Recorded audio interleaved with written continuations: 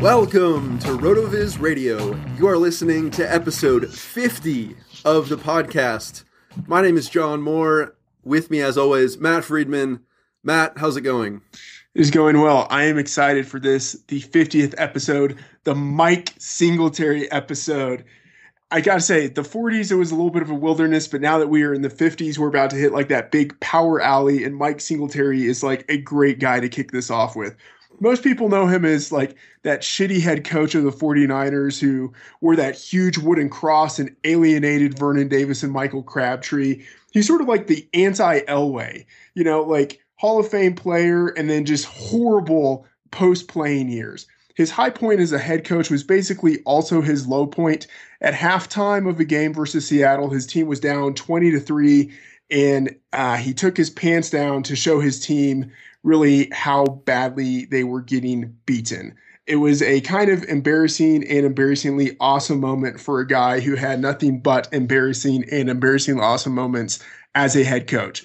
But in all fairness to him, he had an amazing Hall of Fame career. He was the Mike middle linebacker for one of the greatest defenses of all time, the 1985 Bears. So this is the Mike Singletary episode. And you know what, Matt? We're going to play this episode with 10 players, and they can penalize us the entire way until we got to do something different. Right. Because if there's one player who's not a team player, we don't want him on the field. But moving on from Mike Singletary, getting into the show, we'd like to thank the listeners. It's much better to do this with people listening. It'd be pretty boring if it was just me, John, and two microphones. Also, we'd like to thank the guests from our last episode, Matt Papson and Sharona from NFL Female. It was a great episode last week, and looking forward to this week. Yeah, and this week we have a lot of fun with guest R.C. Fischer from Fantasy Football Metrics. In the first segment, we get a little bit into his process, some of the small school guys that Matt and I really love, but we're curious to see what he thinks about them. And then, in sort of an unprecedented move, well, I guess this is the 50th episode, we got to do something exciting. Matt, RC, and I do a one-round Dynasty rookie mock draft and really dig deep into some of the top prospects in this upcoming draft. A really fun episode. Can't wait to share it with you. But first, I have something else to share, and that is a free subscription to Rotoviz, simply because this person, whoever it might be, whoever gets raffled, left a review on iTunes. And so without further ado, Matt, will you call out a number, let's see, between 1 and 18? All right. In honor of Roger Staubach, number 12. Number 12. All right. The winner is Denver 724. So if you will hit us up on Twitter, we will get you hooked up with a year access to Rotoviz. If you are listening and you haven't done so already, head over to iTunes, leave us a rating and review. We'd love your honest feedback. We will continue to raffle off Rotoviz subscriptions throughout the spring, so please head over to iTunes and do that. Matt, getting into kind of the week in news in the NFL. This is an exciting time, with free agency and cuts and all the stuff that's going on. I guess one thing that caught my attention, looking back to the 2012 and 2013 drafts, two wide receivers that I really liked, Alshon Jeffrey, DeAndre Hopkins, they've been kind of playing second fiddle to guys like Brandon Marshall and Andre Johnson. And those guys are out of the way now. With Marshall being traded to the Jets, with Andre Johnson being released. And so I'm just absolutely fascinated to see what those players can become when they are the main guy in a passing offense. Yeah, and speaking of guys who are kind of leaving their teams, LaShawn McCoy going to the Buffalo Bills and Frank Gore presumably going to the Eagles.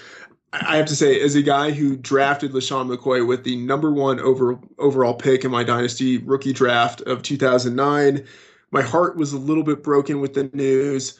McCoy will still be a number one-esque type of running back, but I don't think he's that clear kind of like top tier running back anymore, given his position. And Frank Gore going to the Eagles actually kind of breaks my heart a little bit because I've lost a little bit of faith in Chip Kelly, but you never know. And one guy to keep an eye on is Chris Polk. I think if Gore actually ends up going to the Eagles, he's very old. It could be likely that he breaks down. I could see how Chris Polk could end up having a pretty strong season as a injury fill-in. Indeed. And speaking of older players, we got news this week that Peyton Manning would be returning for 2015. Everything checked out with him. So that is definitely exciting news. I think the world is more fun, or the NFL is more fun with Peyton Manning in it. Matt, I have a trivia question for you pertaining to Peyton Manning and the 1998 NFL Draft. Now, as we know, Manning and Ryan Leaf were the 1-2 picks in that draft. Obviously, the Colts made the right choice going with Manning. The number 4 pick in that draft was Charles Woodson. Manning and Woodson are 2 of the 3 remaining players from that draft who are still in the NFL. And my trivia question for you is, who is the third? I'm going to say some kicker, although I have no idea which kicker that would be, but a kicker. Not a kicker. A punter? No. An offensive lineman. Someone Matt Burke. Oh, right first name. And he spends a lot of time on the sideline. I have no idea. Matt Hasselbeck is the guy. Oh, man. Matt Hasselbeck, he is still in the league, obviously. He was a 6th-round pick, 187th overall to the Green Bay Packers. Yeah. So there you have it. The 3 players left from the 1998 draft. Matt, it's time for us as the 3 amigos, you and I and R.C. Fischer, to get into this episode. So without further ado, let's do it.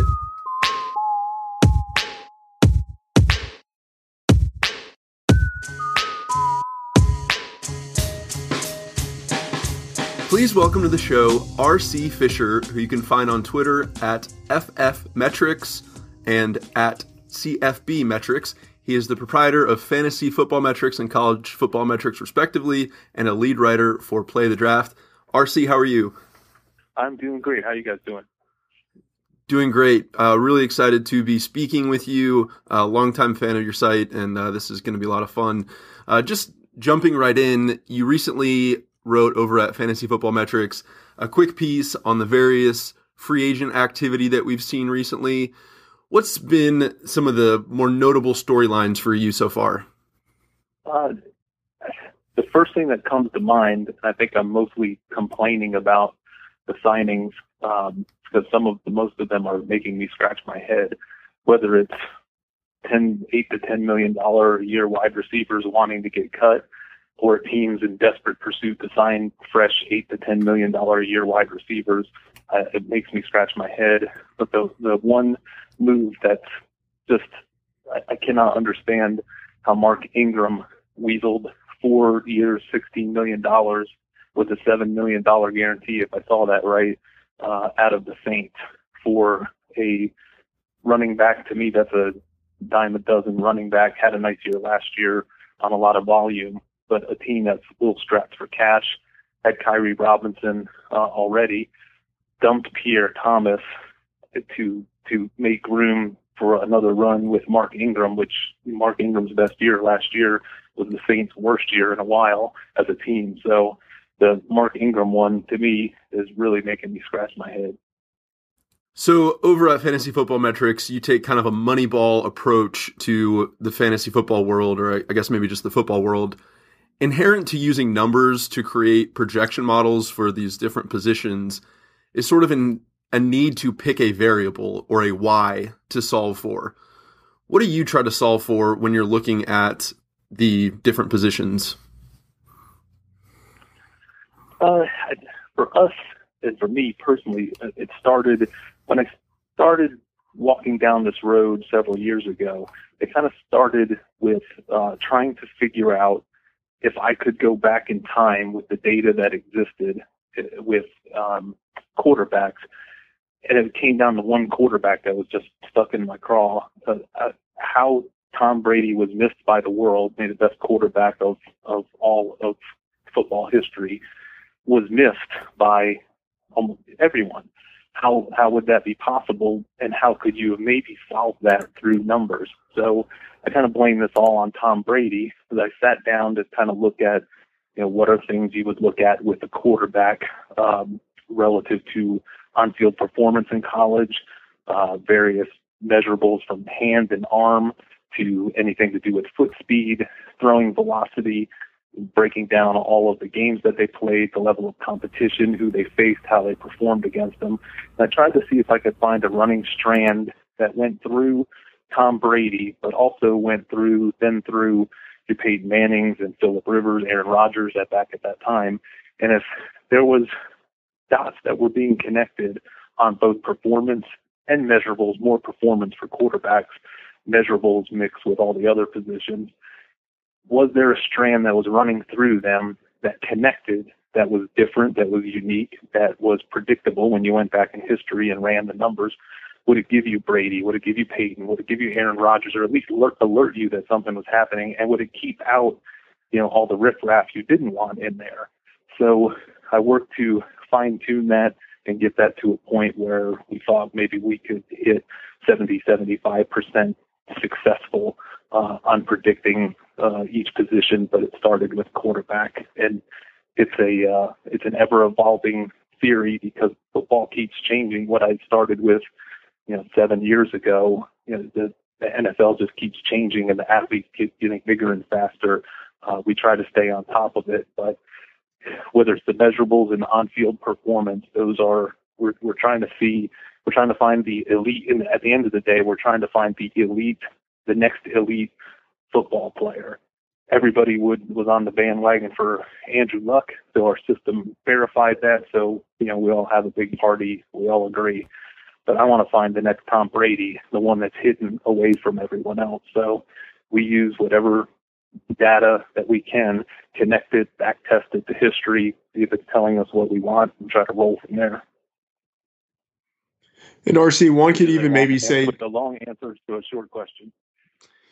Sorry, there. One could even say that maybe Russell Wilson could be a guy who was hidden in the draft that maybe some of the numbers would have pointed to. I'm curious, what are you back testing against for the quarterbacks? What are the types of things that Brady had that would have differentiated him from some of the other quarterbacks?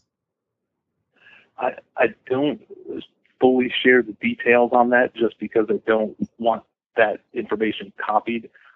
No problem. Because it's a business, and we supply information to teams for the NFL draft and various things. So, but I would say one of the key things out there for any position, for that matter, is who is kind of looking at their performance in college and adjusting to the competition that they're playing. How do they perform against the better competition? What value do you want to assign when they beat up a nobody? Trying to swim through that is complicated and critical among a number of pieces. Certainly. And you've mentioned that some of the data could be used by teams during the NFL draft process. I'm curious about how your projections apply to real life football versus fantasy football. Do you see a big difference between the two and how your metrics apply? And if so, what is the difference? I would like to think that if I were an NFL GM and you allowed me to conduct the drafts the way and free agency the way that I wanted to, give you 100% control, I feel like I could stockpile an NFL team, kind of like counting cards in blackjack. If you let me play enough hands, I will find you a boatload of talent. There'll be some fish to be thrown back in, but if you give me enough time and give me enough picks, we're going to get loaded up with talent. I feel good that we're identifying talent when it comes to real life NFL terms. Then when you switch over to fantasy, how that can get applied to fantasy or how that can get derailed in fantasy is it starts to become, at that point, what team did they land on? What system did they land in? Are the general manager and coach fighting? Did the general manager love the guy but the coach hated him, or vice versa? Any influences of agents or owners into the mix? I think Nick Foles probably my greatest example of that, where I thought our numbers came up that he was we thought almost certainly a good NFL quarterback, possibly had a lot of tendency with becoming a great NFL quarterback, which when he gets drafted, that's a cute theory. Not many people subscribe to that lofty a label on him. He goes through 2012 quietly. He comes up to the 2013 year, and he loses the starting job with the competition. When Chip Kelly came in, he loses to Michael Vick. Now, if Michael Vick had held that job, had he not gotten hurt, and Vick did okay and held that job, Nick Foles never plays, and people could look and go, "You're stupid. You like Nick Foles. He never played. You're dumb." And it'd be hard to dispute it. But but Nick Foles gets pushed. It wasn't the original plan. Nick Foles ends up taking that job due to injury and some of the ineffectiveness of Michael Vick. He ends up having a phenomenal season, and then everybody is looking at me going, "You're a genius. How did you see it coming?" I think there's other players out there that are like that, but when it comes to fantasy, what team and what situation they land on really changes the game. Certainly. I know that John is really obsessed with age, and while it doesn't seem to get much attention in the mainstream, except for in extreme instances like someone like Brandon Whedon, who landed in a horrible situation, I'd be curious to see what you have to say about prospect age, how it factors into your evaluation at all. When you say John's obsessed with it, are you distancing yourself and saying you're not? You think it's crazy? No, I think I think John's ideas on age are really intriguing, but I don't really do much with it. John's the one who really does a lot with it. I wish I had a brilliant answer to bring to the table to validate his findings or thwart them, but really in my studies with age, from a prospect standpoint, I'm looking more, I get more obsessed, more focused, and have more success sifting through the stand of looking just for talent and saying, this guy is talented. We can now check his age, we can check his criminal record, we can check all that stuff, but this guy is talented. When I try to put age to prospects, I've not found anything where I went, whoa, there's the sweet spot, or this curve is going to move faster because they're at this age. Then when it comes to established players, I used to have a hard bias against players that hit a certain age in the NFL, but I kept moving that marker, that line in the sand further and further as players started getting better training. HGH entered more prevalently. So I've looked at that, and I don't dispute there may be something to it, but I haven't been able to come up with anything conclusive on it. Okay, a little bit curious if you could sort of wave your magic wand and instantly have access to new on-field data, what are the types of data points you would like to be able to have access to? Oh, that's a good question. If I had that magic wand, I would wave it to change the question slightly, with the purpose, if we're looking to do better scouting of football players to predict their future success. I think when it comes to the on-field stuff, we have all the performance, the universe has all the performance data you could kind of want to have and call over. We have all the measurables of historically now for a good decade plus. We got all the tape in the world. There's a lot of things an amateur scout that anyone can do with a computer can go and kind of enter into the game a little bit. What I'm missing, what I crave, which I think is a missing piece to the puzzle that we're trying hard to figure out how we're going to better solve this piece.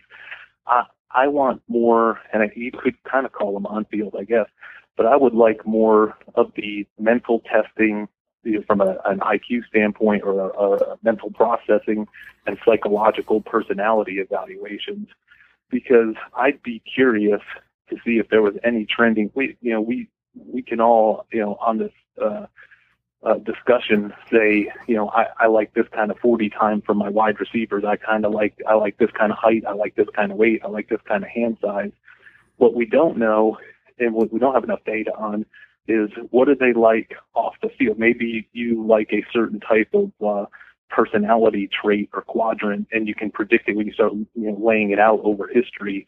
People with this certain type of personality work well at defensive tackle or tight end or whatever, or quarterback, which I think there's some tie to the Wonderlic and quarterback. But we don't always get all the full information. I have to get it through nefarious ways as best I can.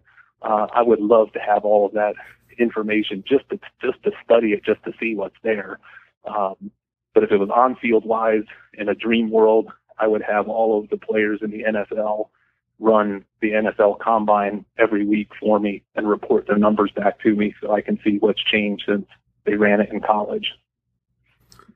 Amen to that, especially the off-field stuff. That is, the one thing, the work ethic, the learning ability, all that kind of stuff that you just can't quantify. Attitude, is a big wild card. So we are talking with R.C. Fischer, who you can find on Twitter at FFmetrics and at CFBmetrics.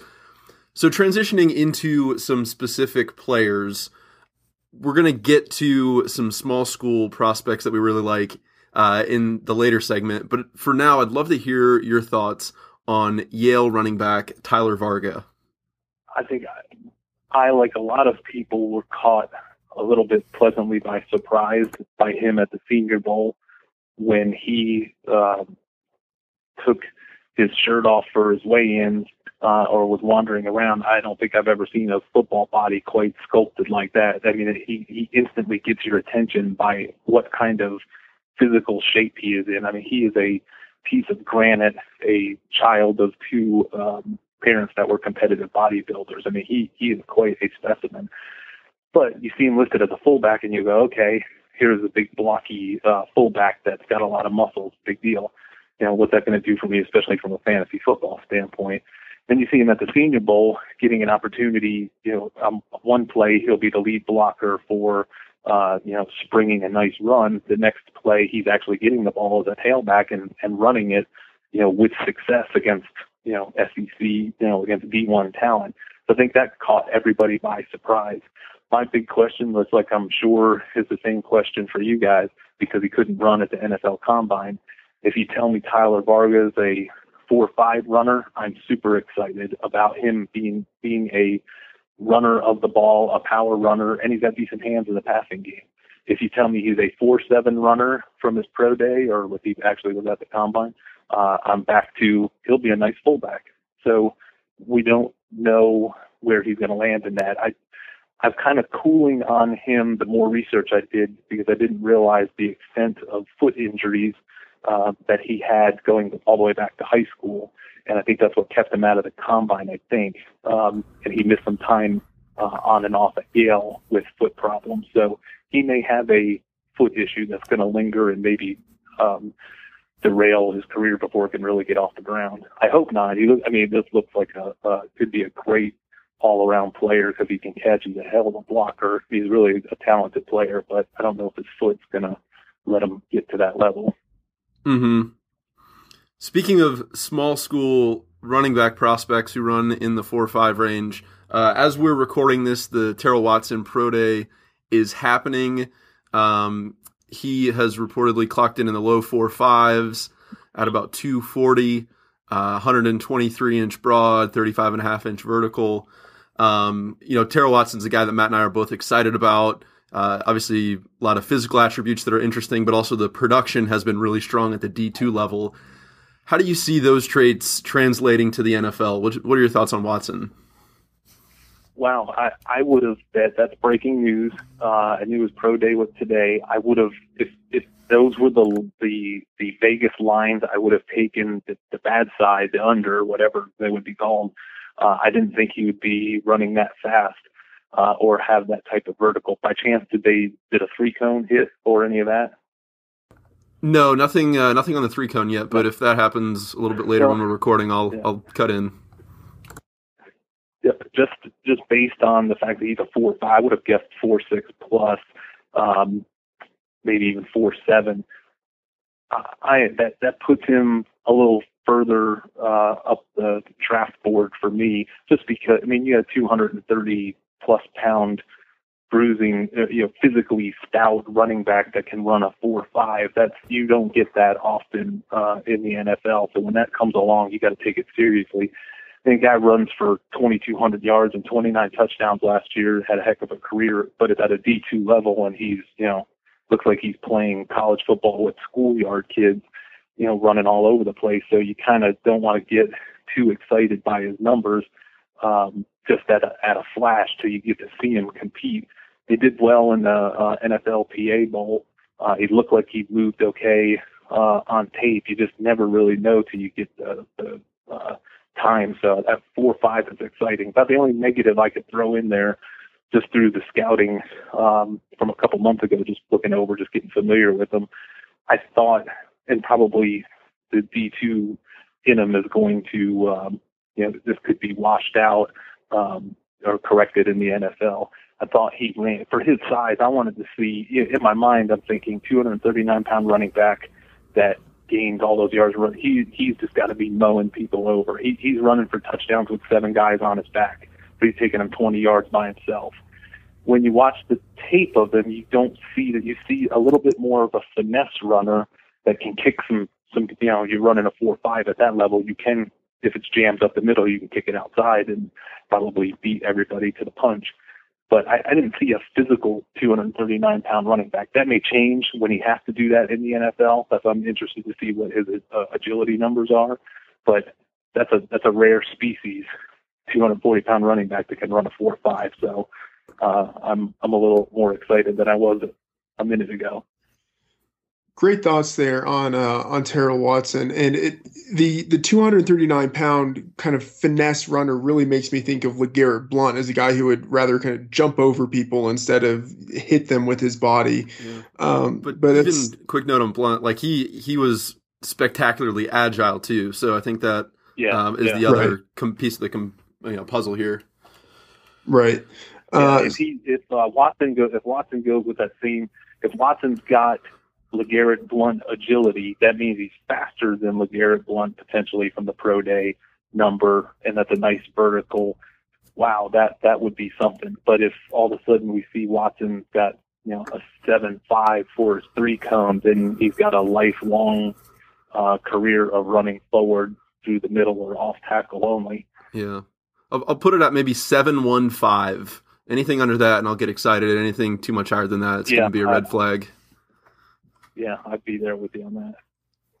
So transitioning from running backs to wide receivers, one guy who was fantastic at the combine was William & Mary's Trey McBride.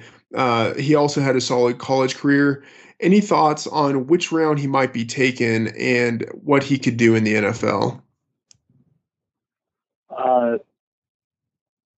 As far as where he'll be taken, I think there's nice momentum with him right now after the NFL Combine. Those were great, kind of stunning numbers for him. It definitely caught my attention. It's going to get him drafted. It deserves to get him drafted maybe in the 3rd or 4th round. I've went through a weird journey with studying McBride. I just completed that a couple days ago. And the odd thing, after he put up those numbers at the Combine, which were just for 6 foot, 210-pound, slot possession type of wide receiver that can run that fast with the burst, with the big vertical. When it happened at the NFL Combine, I was like, who the heck is this guy? Flipped over, kind of they would show, some highlights of his, best catches. So, show a couple leaping catches and a diving catch. They always show the best catches. They showed the same 3 catches on a loop. When you actually then, when I went out and said, okay, who is this sleeper? This guy's going to be awesome. He's got to destroy the Colonial Athletic Association. You go look at his numbers and you go, wait a minute, 4 touchdowns last year, 2 of them in one game, 5 touchdowns the year before, 800 yards each, 800 something yards of the last 3 seasons. Now, he's not playing in the highest efficiency passing game that's ever existed, But as I watched the tape to try to figure out, okay, is this just an awesome athlete on a bad passing game? Is that why his numbers are down? Because he's certainly an NFL athlete. When I watched the tape, play by play, I never had one moment watching him where I went, wow, this guy is awesome. He can definitely catch, but boy, he kind of goes through the motions. I would call him more of a passive or robotic type of wide receiver. And I would watch those games with him, and I would never just jump up and go, whoa, that was something. I didn't see teams really adjust to him when he would go in motion. I remember watching him against New Hampshire. He would go in motion, and then nobody would even react to it. I mean, he'd been in the league for 3 years. He'd go in motion. Nobody went chasing him. The whole team didn't freak out when he went in motion. He was their kick returner. He never returned any kicks for a touchdown. He only had like 20 yards of return last year, which for his athleticism in the Colonial, he should have been just all world. So I went from this guy's going to be a super sleeper to this guy might be the next Taylor Price headed to the NFL. Wow, nice Taylor Price reference. You don't hear that too often, but it definitely. Sorry to rain on everybody's parade on that. No. It's he's a guy that I've been interested in specifically for the reasons that you mentioned. Fantastic combine. He had a good college career in terms of market share, but in terms of raw production, each season you would want to see much more than what he gave.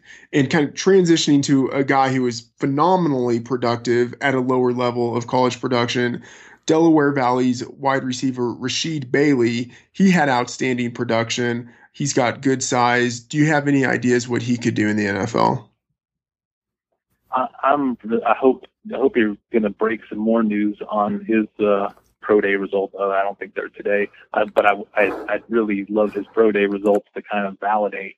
But I think from watching him on tape, you look at the production and you go, wow, that's what you want to see if you're playing for Delaware Valley College. You better see that kind of production. So I expected to see the big numbers. Okay, they're there.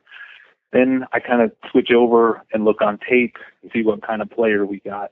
I was really pleasantly surprised with how savvy and smart a wide receiver. I mean, he wasn't physically dominating his opponents to me. Not that he wasn't capable of that, but just a smart route runner, was burning people with double moves. I mean, he was abusing people. Everything that I did not see with Trey McBride, I saw more with Rasheed Bailey.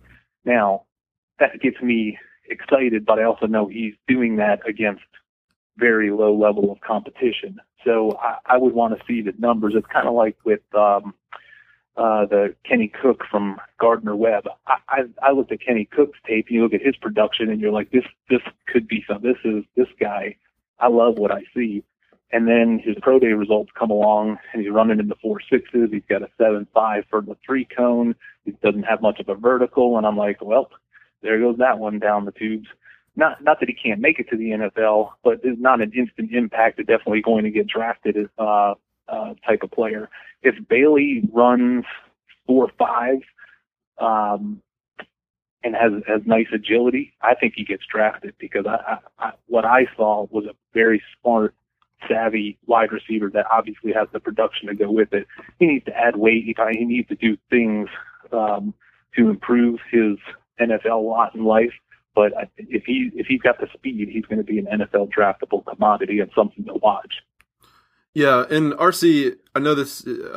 His pro day isn't today, but I was so interested that I reached out to him and actually connected, shot a few emails back and forth with Rasheed Bailey.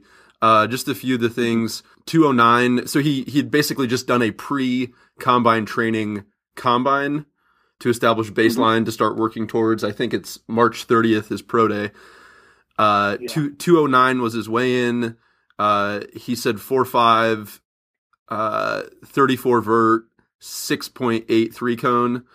And I, kind of adjusted some of those up in an article that the human factor of that is 4.7, a 30-inch vertical. Right.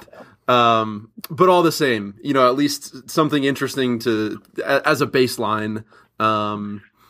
and take that for whatever it's worth. But I've kind of got to follow it because, in the intro, we kind of talked about you as a metrics guy, numbers guy, but you've been, talking about tape a fair amount the last few questions. Can you talk about just your philosophy for the marriage of those two components? Sure. When I sit down for a season of scouting, so 2015, going to scout this draft, I do not watch on purpose. I don't watch any college football from like 2014. If I caught a part of a game, it was by accident. So I don't watch any college football until the calendar flips over and the college football season's done, and then I'm going to sit and scout all the players that are eligible for the draft. And when I set up our company, one of the things that one of the goals that I had, because there was no way I could watch every player back, years ago, there's no way you could watch every player, whether it was in the NFL or in college. You weren't going to get tape. They weren't going to be on TV. There just wasn't enough to go by. So I needed to develop a number system to help guide me to where the talent may or may not be or where the red flags were. So that was one of my initial hopes with our system as well.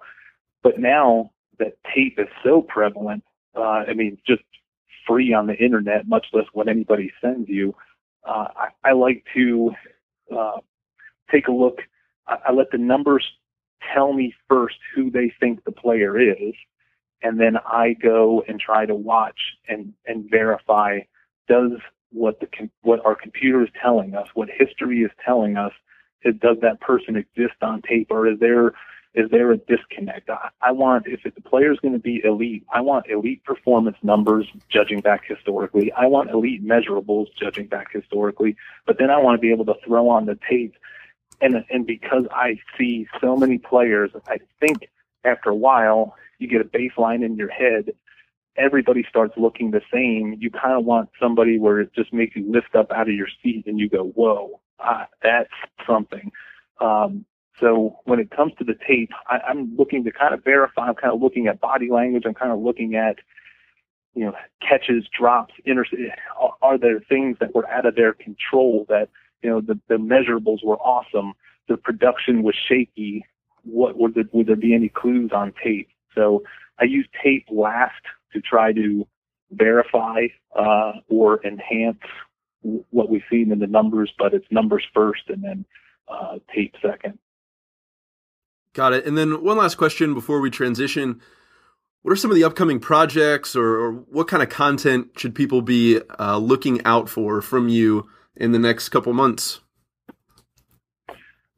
You can catch me every day writing an article for Play the Draft. I don't know if you guys are doing that this year.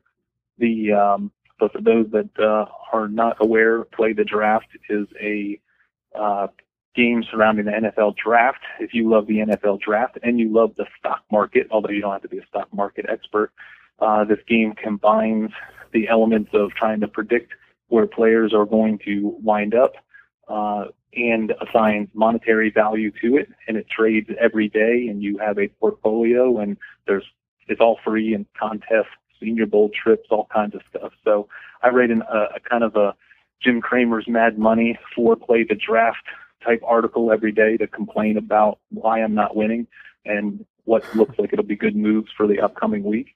So you can catch me every day there. Our college football metrics is an open subscription for the NFL draft. During the NFL draft period leading up to it, it's scouting reports based solely on trying to determine what kind of football player this person's going to be in the NFL if they get an opportunity. Are they bust? Are they potentially elite? Are they somewhere in between? I'm trying to draw statistical comparisons and parallels to history. We do that work, which is open subscription to anyone, but it's based on the NFL draft and has some NFL and Canadian Football League personnel people that subscribe to it. So we kind of gear it towards the draft, but as soon as the draft is over, then we kind of switch it over to all mostly focusing in on Dynasty and fantasy football purposes once they land where they're at. So there's reports hitting there every day, multiple times a day. We We'll probably write up 150 players. We'll probably statistically grade, put number values on 500 or 600 players eligible for the draft. So it's a great way to watch the NFL draft, having some type of reference, a different reference than you'll probably find in most places on what these players are like, or at least what their grades are if they start landing on your favorite team or you want to start scouting them for fantasy football. So then you can always catch us at Fantasy Football Metrics. That's our flagship. I'm always writing crazy stuff there. And we've got, and I work on Dynasty fantasy football numbers for advanced sports logics software, the machine, for those that are familiar with that. Got it. Very busy. Yeah, it sounds like it. And on podcast with you guys. On the podcast with us, which we greatly appreciate. And as far as your work goes, I've subscribed in the past to the site and love the preseason write-ups that you do every August. Those are like morning breakfast reading every day in August. Love those. So we will. I appreciate that so much, and honestly, that is my favorite of all the things that I do. I love the preseason more than almost anything, just because all these guys that we're talking about, the Rasheed Bailey and Taylor Watson, they're going to land, but then we might only get to see them for a couple years in the preseason. So I love that, and I appreciate the kind words on that. You bet. And speaking of Dynasty football, which you talked about there, we're actually going to be back with RC after the break to do a first round rookie mock draft. We'll be talking about some of the elite talents in the draft. That is going to be a lot of fun. Come back for that. We'll see you in just a second.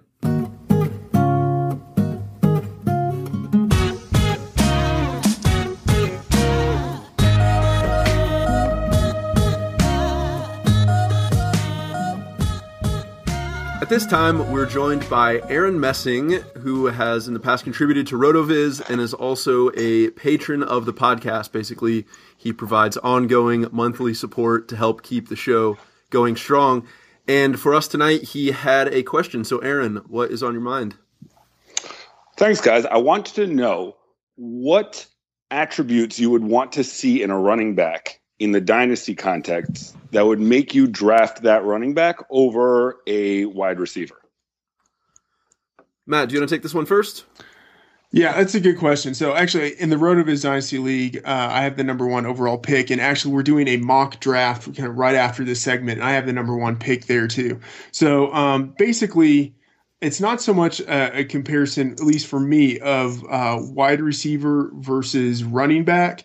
It's more comparison of positional scarcity. So the top running back, what is the difference between him and the group of guys underneath him, and what does that difference look like in comparison to the top wide receiver and the group of wide receivers underneath him?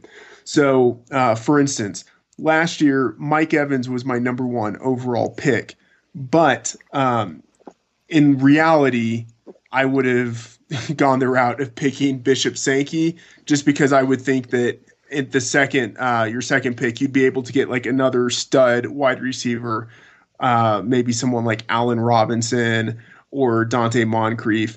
But if you had gone wide receiver up at the top, you wouldn't have been able to get another stud running back later, like Jeremy Hill or Carlos Hyde.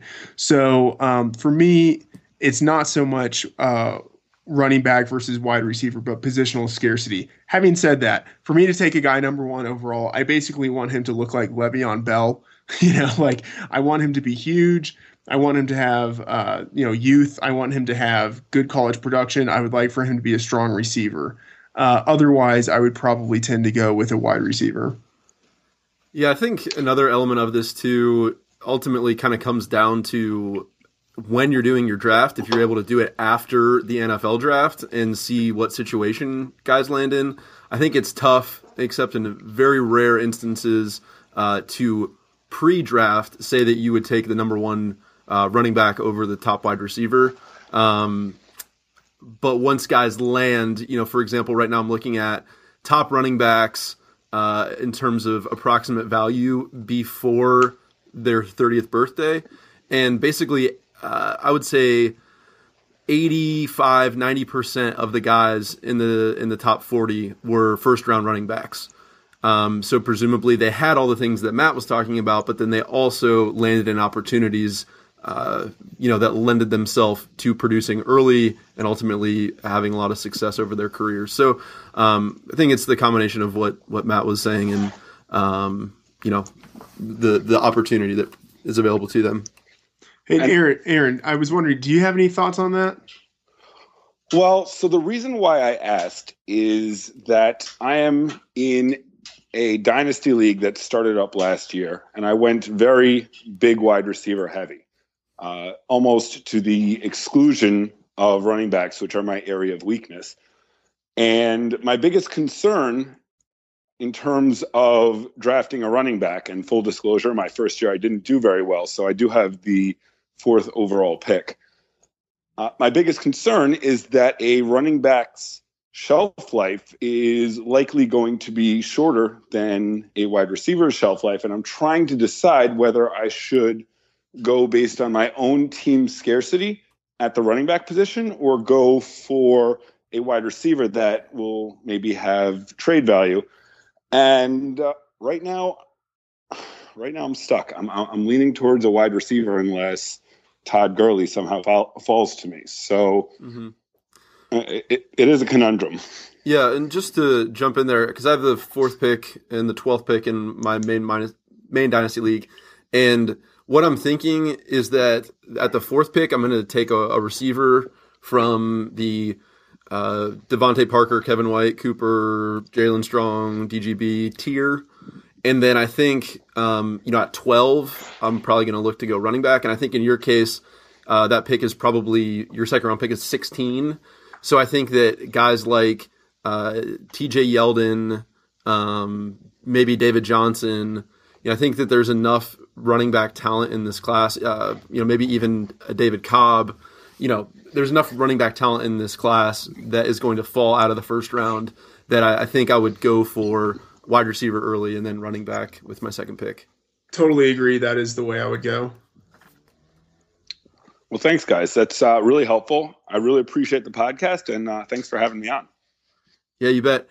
Thank you, Aaron. And for anyone listening, if you're interested in learning more about how you can provide ongoing support to the show, Matt and I put a lot of work into this on a weekly basis, and we hope that we return a lot of value to you. If you think that that's worth supporting, you can head over to rotoviz.com/radio, where you can learn more about becoming a patron of the podcast. Or if you're not a subscriber at Rotoviz, you can get a 30% discount on that rotoviz.com/radio page. And that will also go to support the show.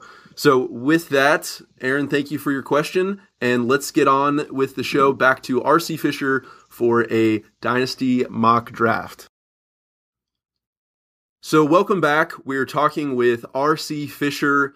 In the lead up to this interview, we actually did a first round mock draft where Matt, R.C., and I went through and alternated picks through the first 12. What we're going to do now is kind of run through that, share our thoughts on who we picked individually, and then the other two people will chime in with that. We know the results, but we haven't heard any of the rationale yet, so that'll be really an exciting part here. So up first was Matt Friedman with the number 1 overall pick in a Dynasty rookie draft, and he took Todd Gurley. Matt, explain that one. Well, this is actually, it's intriguing because in the Rotoviz Dynasty League, I have the number 1 overall pick. So this is sort of like almost like a test for the decision I'm going to have to make in about a month. But for me, Todd Gurley is the ultimate running back prospect, if not for the torn ACL. But there weren't reports of it being a massive, like knee construction surgery. It seemed, as far as ACLs go, pretty standard. You have to love that he's really big. He's been productive since his first year at Georgia when he was 18 years old. And finally, it came down to the difference between Gurley and the other running backs. I think he's much better than Melvin Gordon. I'm actually not a huge Gordon fan. And it was sort of like a question. If I look at the wide receivers, who do I take? Do I take Amari Cooper? Do I take Kevin White? Do I take Devontae Cooper? I think a lot of those guys are kind of just not versions of each other, but I would be satisfied getting the third or the fourth wide receiver, but I definitely would not be nearly as satisfied with the fourth running back when I could have had Todd Gurley. So really it was a question of positional scarcity. RC? Any thoughts on that? I cannot dispute any of that. That is the perfect rationale. I would have echoed all those same sentiments, because when you look at all the guys that we took and guys that we didn't take, of all of the players that I've seen so far, what I know of their background, what I know of their production, what I've just seen with my own two eyes, Todd Gurley is the one player where I go, wow, I haven't seen that in a long time. I don't know if I've seen that in a long time. So he is something special. Now, I mean, there's nerves to be had about the ACL, but setting that aside, if that wasn't an issue, this would be the no-brainer number one pick. And then I do think there is a drop-off in the name running backs that are out there, so it just makes him even more special at the top. Mm-hmm. Yeah, and I think Gurley is especially within the context of positional scarcity. That makes perfect sense there, Matt. So I was up with the number 2 pick, and I went with Amari Cooper. If you follow me on Twitter, you know that I love Amari Cooper. You know, I think when it comes to it, I think that the 2 through 5 wide receivers in this class are kind of clustered together, and it's kind of pick your flavor. But for me, Amari Cooper, you know, he was actually probably even bigger than expected at the combine. Did well in all the drills, particularly the agility ones, hit the 40 time he needed to. The one pseudo red flag was his vertical jump. But other than that, I mean, the on-field production really for 3 years, ages 18, 19, 20 in the SEC has been spectacular. The raw production, the market share production, everything that I personally like in a prospect is there. And so I would go with Amari Cooper at number 2, and I did. RC, do you have any thoughts? I think that's a great number 2 pick. He would be the wide receiver that I would take ahead of that cluster. I agree there's a cluster that there are a lot of nice options there. But Amari Cooper, maybe of all the players that we're going to talk about, he is probably the least likely to leave you hanging, to bust. Even Todd Gurley could bust just because the knee goes again and it could be all over. We could debate different risks on all the players that we took in this first round. I don't know that there is one risk with Amari Cooper. What he did in the SEC, when you really look at the numbers backwards in history against your Julio Joneses and AJ Greens, in an offense that wasn't one of these, passing every down. He wasn't in an Oregon offense. The numbers that he produced in that offense, and just the quality, character off the field, the work ethic, and then the combine, he came in better in the combine than I thought that he would. When I say he's a near perfect, I wouldn't call him an A+, but if there's anybody who's a solid A, take it to the bank, it's him. Yeah, I agree. I think he has a very high floor. And what struck me from the combine was actually how similar to Sammy Watkins he was, both in size and in his 40 time. And then even in college, they have that same kind of trajectory, really strong true freshman seasons, tailed off a little bit as a sophomore, and then came storming back as a junior. I agree. I think he has a really high floor, and then also correlated with that, I think a high ceiling. All right, and then with the number 3 pick, RC took Kevin White. What do you have to say there? First, I weeped because Gurley and Cooper went 1-2. I was hoping one of them would fall to number 3. So by process of elimination, you almost have to go Kevin White there. And that's with the Kevin White pick, kind of thinking of him in that wide receiver cluster. For me, Kevin White has as great a potential of the wide receiver group to be an A+ wide receiver, because he has that 4.35 speed. He has the total size package, the strength with 23 bench reps, has enough of a vertical, has the agility. I mean, physically, I was shocked. It's sensational. He could be an A+ wide receiver. Watching him on tape, I thought for as many yards and catches that he had, that there was a lot left on the table. He played and not the most spectacular quarterback play. So I think there's even more for Kevin White in the future. However, I do worry just a touch that when he got to West Virginia that first year, I would hope that he might kind of come barnstorming in out of the JUCO ranks and just take off right away. But he was kind of quiet as a junior. He was kind of quiet when he first hit junior college, and then he caught fire. I just have the slightest concern that maybe he gets onto the big stage against the big boys, and it takes him a year or two to get adjusted. And then in fantasy football, a year or two might as well be 100 years, because then you're going to want to panic sell him because everybody will be calling him a bust. So where Amari Cooper is an A, he's an A on the high side and an A on the low side. I think Kevin White's an A+ on the high side, but he could be a C+ for a while before he gets it going. Yeah, and just to that point about the JUCO ranks, I think when Cordero Patterson came out a couple of years ago, he was a polarizing figure for Matt and I and some of the Rotoviz guys. What kind of bothered me about him wasn't that he only had one SEC season.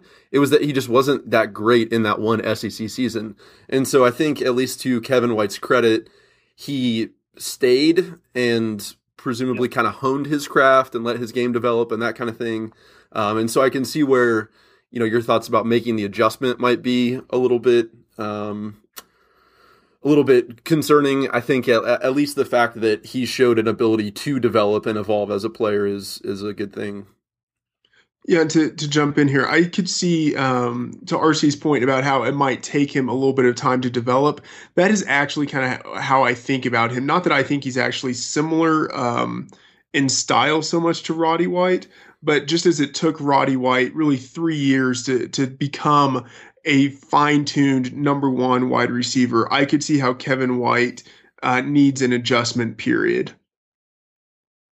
And in fantasy football, we don't, especially with what we just saw last year, I don't want to have a lot of patience. I don't want to have to wait 2 years to find out who Kevin White is. So that's where the little bit of risk, I agree with you guys, that's where just that slight bit of risk comes in with him. Mm-hmm. With the number 4 pick, Matt took Devontae Parker. Matt? So I don't know. I would be curious to see what you guys have to say about this. But to me, Devontae Parker, he feels a little like a lesser AJ Green. Similar size, actually fairly similar athleticism at the combine. And then this isn't really important, but both guys even had abbreviated senior seasons. I think AJ Green played 8 or 9 games because he was suspended for the first 4 games. Devontae Parker played, I think, 7 games because he was injured for the beginning of the season. Both guys had really strong production within that period of time. I think the difference will be, manifested in their draft position. AJ Green is a top 5 pick. Devontae Parker will probably be taken maybe, in that second half of the first round or near the top of the second round. But I think he's, been productive for a good period of time. He's not really like a one-year wonder. He's always been a pretty good touchdown scorer. He's a little bit lankier than, you'd maybe want him to be. But, I think he's got good enough size and good enough athleticism. And he was super productive this last year. I was pretty happy to get him. Well, I thought AJ Green would struggle because he was a little bit lanky too. So I've got burned on that stove. So I'm kind of not wanting to get burned again by Parker, because you're right. He reminds me a lot of AJ Green. And whenever I see, you see Amari Cooper, you see Kevin White, you see Green Beckham, I just like the bigger physical wide receivers. I kind of rear up when I see thinner framed wide receivers. I always think they're going to get pushed around and get bumped off of having heavy action. But I don't know that that's true anymore, like maybe it was many moons ago. So I see the AJ Green, the measurables all checked out. I don't think we got the agility times out, but everything else, besides having just a little bit of a thin frame that I don't know if matters as much anymore, I don't know how you can go wrong with them. I just keep trying to find a hole to poke in them to slam them, but I can't do it. Yeah. And I mean, even for being leaner, 17 reps on the bench is, about where he should be. And Yeah. One thing I'd actually be curious to hear your take on is the fact that he was never, like, he never had that great of a market share of Louisville's offense when Teddy Bridgewater was there.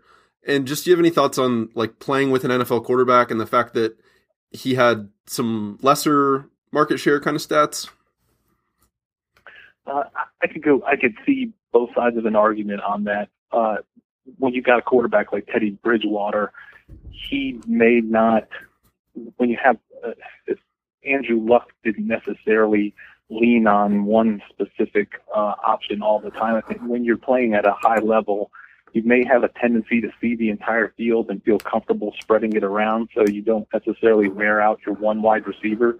And that's just a thought off the top of my head. But the time I did fear that maybe it was because Teddy Bridgewater was so good that it helped push Parker into better numbers, that it was more Teddy Bridgewater than Parker. But when I tried to poke holes into it, I thought that Parker accounted for himself well. I kept trying to down him, but I didn't see it. I probably couldn't make the pick just because I have a weird bias against that type of body frame, but nothing statistically that we have I shouldn't be that way, but I kind of am. Mm-hmm. Which is kind of an interesting comment based on what we're going to get to in a second here. I had the number 5 pick, and this was kind of a litmus test for you guys. I wanted to see if you would take the bait or not, and because I think I'm a little bit higher on Jalen Strong than some people are, and I kind of gave a thought to taking him at 5, but I just wanted to leave him there to see if either of you would take him at 6 or 7. Instead, I went with Melvin Gordon at number 5. I feel like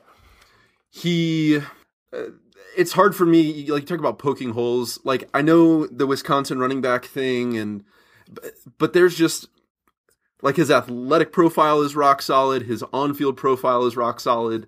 Sort of anecdotally, you hear that he's, the right kind of young person, with the work ethic and all that kind of stuff. And I just, I thought he's kind of the clear 1-2 punch, I think, as far as Gurley goes in the running back position. And to get him at 5, I thought was great value. All right, which of us are bashing him first? You'll bash him better, so I'll let you go first. Well, we'll see. We'll see who can do a better job bashing him. I'm not a fan, was not a fan heading into the combine for some of the Wisconsin reasons are there, but just I did some pre-work for just some basic scouting reports, just using an eyeball test. And when I went back and looked at him in games, I want to recall against like BYU, I can remember Kyle Van Noy just kind of having his way with him. And I just got the vibe that Melvin Gordon's in a great system. I thought he was maybe a 4-4 runner that didn't have a ton of agility and was getting holes open for him, and he would fly through them. But I never saw, and he did that well, but I never saw anything magical. And just watching the tape, and when I knew he was going to be around that 210 to 215 pound size, which is kind of a dead man walking weight for the NFL to a degree for me, I want to see if you're not 220 pounds, and build and playing like the Incredible Hulk and mowing people over, if you're going to be lesser weight and not a goal line threat and not a power runner, you better be running in the 4.3s with some special agility. If not, you just go into this blender of acceptable running backs. I mean, he's an NFL running back, but I don't look at anything he had. And when I saw the combine numbers of him running over a 4.5, the kind of flimsy 1.63 10-yard split, that's over 7.3 cone, and not the greatest hands in the world. That there was just, for me, there was nothing that I could just latch onto and say, yes, the thing that moved the needle with Melvin Gordon is he looks a lot like Jamal Charles, so they draw that parallel. And then there's the huge Wisconsin numbers, which, a lot of people address. But besides the Wisconsin eye-popping numbers, I don't know that I have a lot to hang my hat on with being super excited about Melvin Gordon. Just real quick then, what range would you think would be appropriate to take him in a dynasty draft if top 5's too high? Well, if we're doing it before, there's going to then be the play, what team is he going to land on? If he is being brought in and has a clear path, for fantasy football, if he's getting the carries, I'll begrudgingly sign up, just like I begrudgingly signed up for Andre Ellington as the only Cardinal running back worth anything. But I wasn't excited about it, and I would sell it high if it got hot enough. I just don't. I can see that he's going to have to come out, maybe going to get bumped by somebody who's a better receiver out of the backfield, by somebody who's more of a goal line threat. I see little nitpicky things. So I don't know. It makes sense to take him, and he's going to go high. So if you want him, you're going to have to take him that high. For me, I dare say, and you can tell by my next pick, I'm so against him, and I know how high he's going to go. He's almost just not draftable for me. Mm. Yeah, just to kind of add on to what RC said, so Gordon is really not much bigger than someone like Lamar Miller, and whereas Lamar Miller is a guy who has like 4.4 speed, and it seems like speed much more than power is Gordon's game. I would have wanted to see Gordon have a time in the 4.4s. And even though he's bigger than Mark Ingram, or just roughly the same size. Ingram was 215 pounds at his combine. So even though he has that power element in his body, he doesn't really bring that to bear in his playing style. So basically a much worse way of kind of echoing what RC said. Well, when you use the Ingram comparison, I think I'm not looking at it right now, but Ingram's a lot shorter, so that 200 and whatever pounds is more of a condensed body. Where Gordon has that. I mean, he does. He has the same number and the same hair, so you get Jamal Charles images in your brain, and he keeps scoring touchdowns. So you're like, this is awesome. Except for Jamal Charles runs 4.3s and has way better measurables than Gordon across the board. So that's why I just kind of rear up and go, I don't know.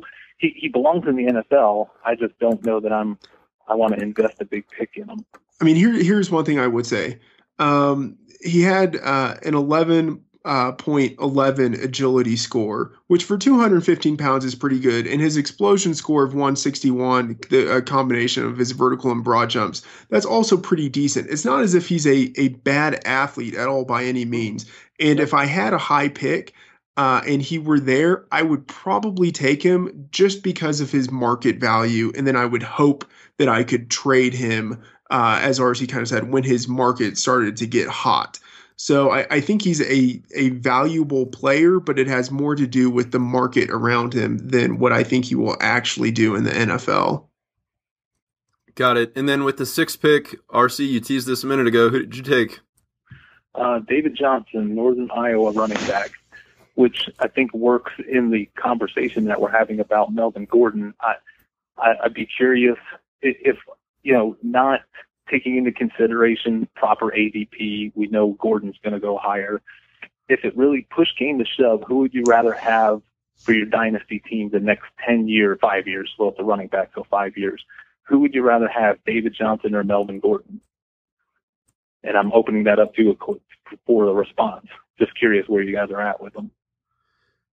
Yeah, I mean, I think my brain is a little bit more fantasy geared, and so I don't know if he will get the kind of opportunity that Gordon will, which is, kind of why I took Gordon ahead of him. But I mean, I think athletically, it's not unreasonable to say he is very similar to LaDainian Tomlinson. The 1,700 receiving yards for his career is on par with what Sammy Coates and Devin Funchess did for their careers. There's a lot to like about him. And so, I mean, I can't. Let me reverse that. Let me reverse that and say, for you, if we were NFL GMs and you were going to you can only have one of those two guys. Doesn't matter picking them. You're just going to get them one or the other for free, and nobody's going to laugh at you. Which would you rather have in the NFL? To be your running back on your team. I don't know. That's and if the answer tough call.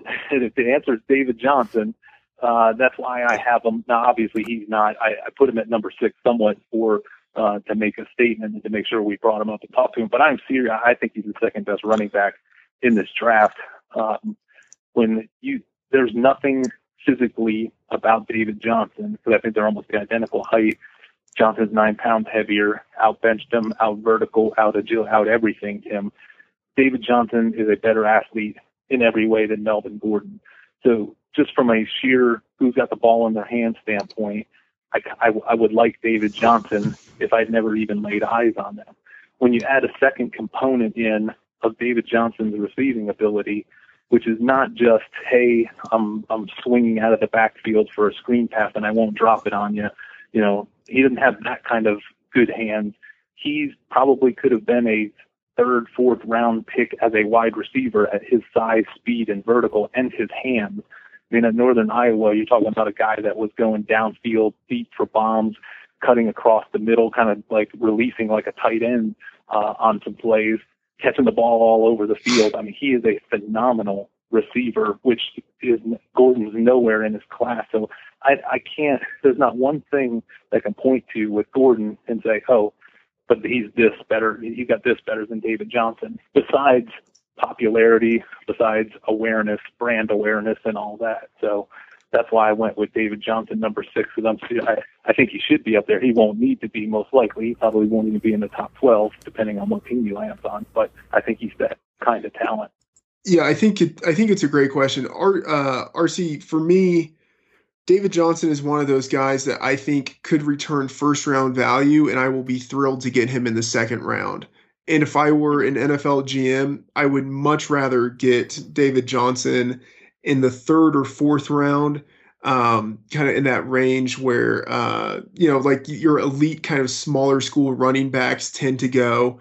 I would much rather get him in that range than have to reach for Melvin Gordon in the 1st round. One issue, and this I can imagine how this might play in with John's thinking of it.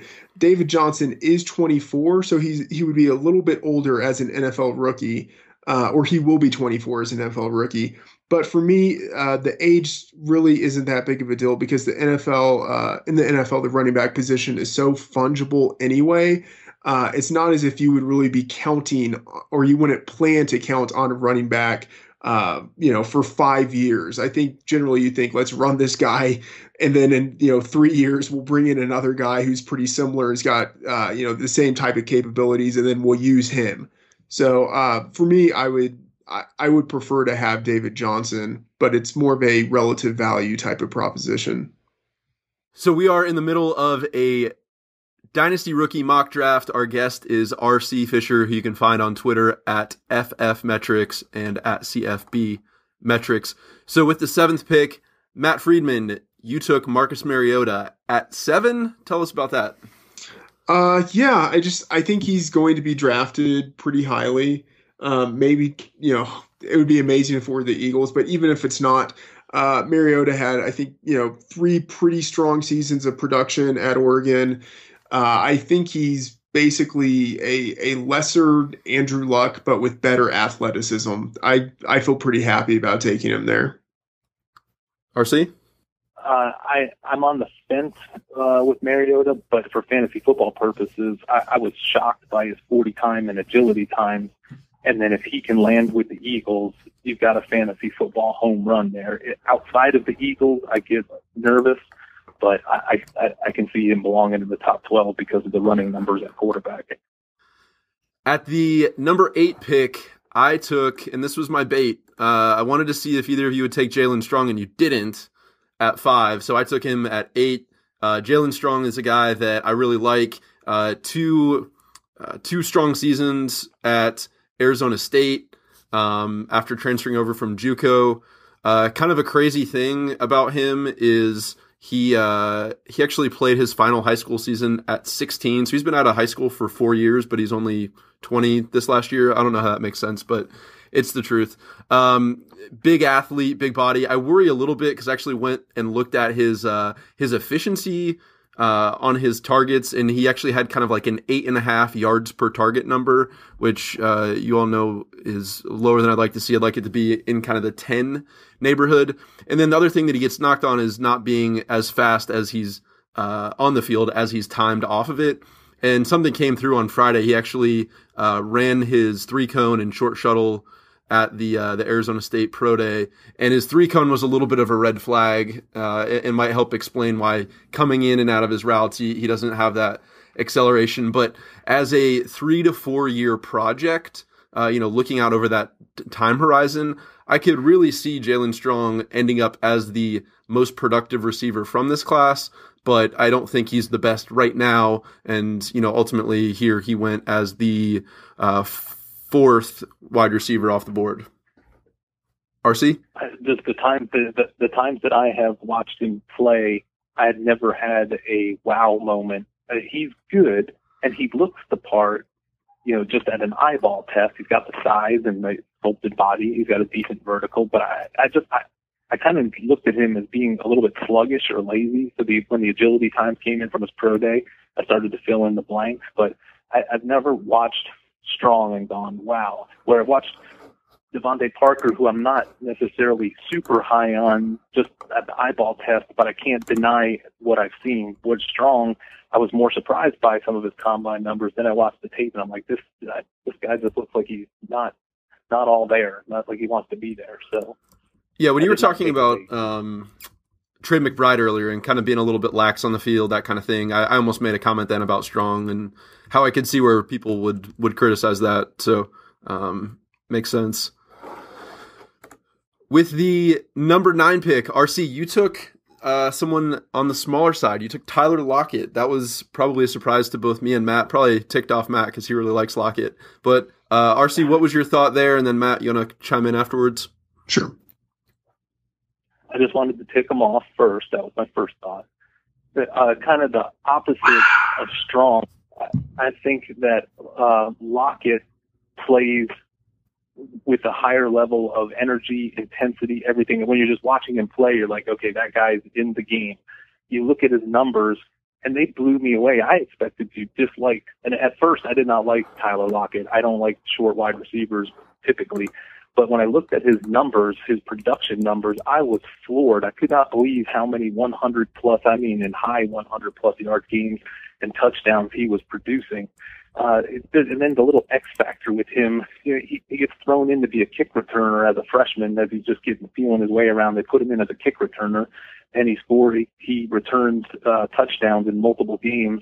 As soon as he gets an opportunity, the following season as a sophomore, he starts breaking out as a receiver, but then he returns another couple kicks for a touchdown. In his senior year, he just had a heck of a year all around, but they had him returning punts more for the first time in his career, and then he returned 2 of those for touchdowns and had a couple called back off a penalty. So I watched Lockett, and you hate to say, oh, that guy's a football player, but he's a football player. But away from that label, I'm always – years ago, I was saying, how can I find the next Calvin Johnson? How can I find the next Calvin Johnson? Now I find myself saying, how can I find the next Antonio Brown? How can I find the next T.Y. Hilton? Because those guys now with the new rules and the new era of football, they're just as valuable in fantasy as the Calvin Johnsons and all the bigger guys, the 5'11", 6-foot guys with speed, or 5'9" guys with speed, are having their day. So if there was a guy I was going to advance out of the shorter, speedy wide receiver category that is a professional wide receiver, kind of out of the box, high academic award winner, huge production, I think it's Tyler Lockett. And I have to say, I absolutely loved the Tyler Lockett pick. Because like David Johnson, for me, he's one of those guys that I think in 3 years you could look at and say, well, he's, in that class, he's top 3 at his position, but I would love to be able to get him in the 2nd or 3rd round. And for me, after that top 5 cohort of wide receivers, he's the next guy on my list who I want. And for all of the reasons you mentioned, I think he really is the next T.Y. Hilton, better than John Brown, I think, in terms of his ability, but that same kind of type of player, all around athlete, strong kick and punt returner. I loved the pick. Well, yeah, I just would put one asterisk in there. If he goes to Jacksonville or the Jets, then I want to change my pick. Oh, naturally, yeah. Matt, you could actually you could say that about almost any of the players in this draft. If they go somewhere we don't like, they're off the board. Yeah, Matt, with pick 10, you took Doyle Green Beckham. Lay it on us. Yeah, well, I mean, he was productive. He had only 2 years of college. In his second year, he was, very productive. The Josh Gordon thing gets thrown around, but I think it's a pretty accurate comparison just in terms of kind of like the journey. And, I like at some point late in the first round, I don't mind taking a shot on a guy who has that high upside ability. And maybe he's a little bit of a red flag, but you got to love the athleticism. And people are complaining that he ran only like a 4.5 or a 4.49 when he's, like 237 pounds. Like not every guy who's built like Calvin Johnson can be Calvin Johnson, but I mean, that's amazing athleticism for his size. So totally love him as an athlete. And I think he has big capabilities as a receiver. RC? Here's where I think he could be the single best player to take in a dynasty draft. When you look at 237 pounds with a 4.49 and the under 7 3-cone and a decent, not a great vertical. For his size, those are some decent to amazing speed numbers. Okay, vertical. What I thought was going to happen with him, I thought he'd come in around 225 pounds. And I wonder I don't know that he fully took this seriously, which may lead to all the other off-field stuff.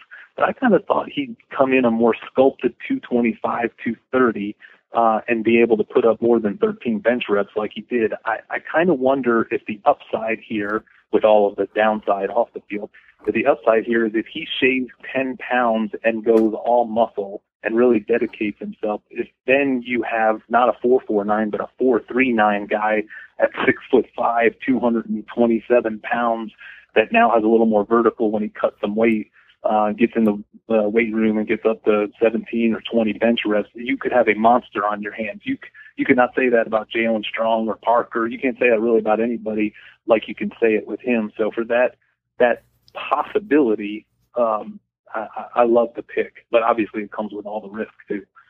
Mm-hmm. Yeah, his agility is kind of a screaming green flag, if you will. By my database, one of the 10 best weight adjusted 3-cones by a wide receiver, going back to about 2005. So certainly an interesting pick there. I followed Matt at number 11 with Jay Ajayi. I think the case for him is basically that physically he's a sort of a clone of Melvin Gordon. He's got fantastic dual threat production. He had, I think, as far as I can tell, the only 1,700-yard rush, 500-yard receiving season, at least in the last decade, maybe ever. I can't really find anyone else who's done it, but that doesn't mean it hasn't happened. And so, at the bottom of round 1 to get a guy like Ajayi, I felt fantastic about that. RC, do you have any thoughts? Well, you like those Melvin Gordon types. He's the kind of same speed, kind of in that same range as Gordon for me. With the same arguments but I like him a little bit better because he's got the 221 pounds and he's a little shorter squatter.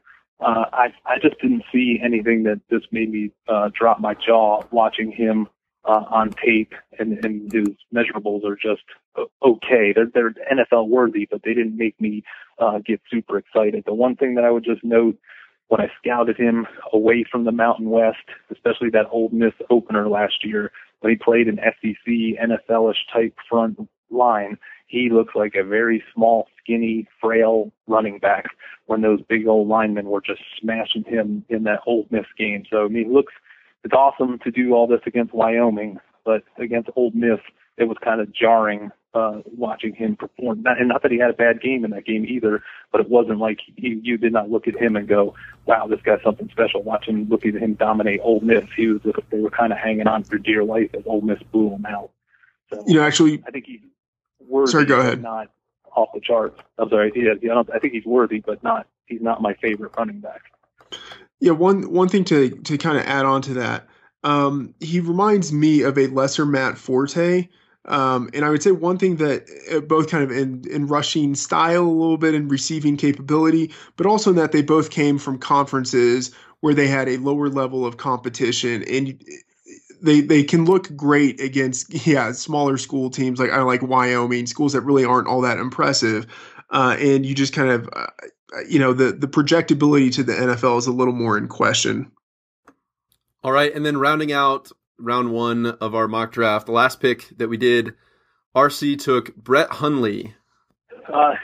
Another reach pick, but just I think he belongs in the top 12. I think from a passer standpoint, I think 0.0% of people agree with me. Probably not even his own family would agree with me that he's a better pure quarterback than any one of the big three, better than Mariota, better than Winston. I think he throws a better medium and deep ball. I think he works the field better than those guys have done.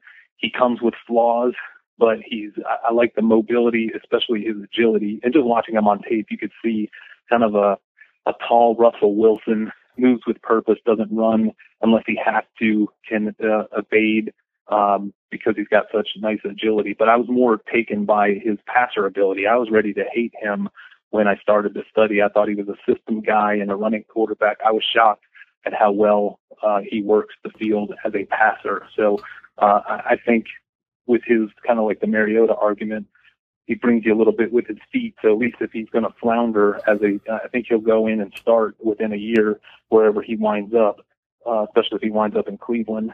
He's going to give you at least running numbers. I mean, you got that added bonus with him for fantasy football. So I'm a Hundley fan. I would not lay my life down on it, but I like what I've seen so far.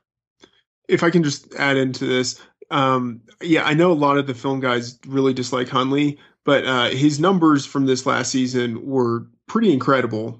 Guys who have a completion percentage like his, who complete the number of yards per attempt, that number of touchdowns per attempt with as few interceptions per attempt, with the rushing capability, and then that guy's taken somewhere in the late first round, to second round range. Those types of guys tend to have some success. Yeah, I think he's going to start right away. I think he's going to wind up, there's quarterback desperate teams. He's going to wind up on one of them that has, whether Buffalo Bills or whoever that's got kind of a shaky starter as it is, Cleveland Browns. I think it won't be long before they force him to have to play. And if he does, I just like the way he handled himself and just was completely shocked what I saw on tape because I'd already written him off as a system quarterback. All right, well, that concludes our one-round rookie mock draft.